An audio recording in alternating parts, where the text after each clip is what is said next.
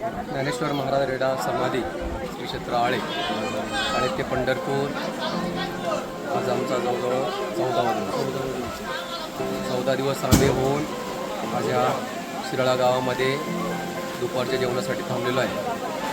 आमच्या ह्या वारीचं 20वं वर्ष आहे. गेली 20 वर्ष आम्ही आळे ते पंढरपूर हा आमचा पालखी सोहळा अतिशय चांगल्या आनंदाच्या वातावरणामध्ये या ठिकाणी येतो असतो.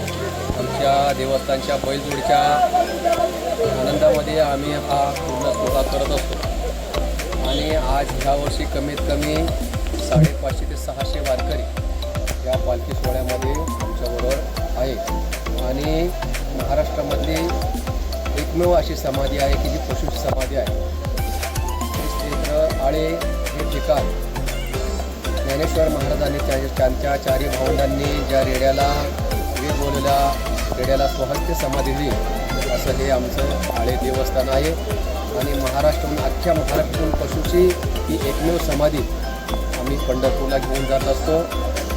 वारकऱ्यांचा अतिशय मोठा उत्साह या आमच्या सोहळ्यामध्ये आहे.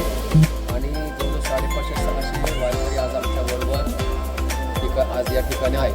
आजचा मुक्काम आमचा टेंभुर्णी आहे आणि उद्याचा मुक्काम कुरकम करून आम्ही परवाच्या दिवशी पंढरपूरमध्ये जाणार आहोत. त्या ठिकाणी देखील असे आमचे भरगच्च असे कार्यक्रम असतात.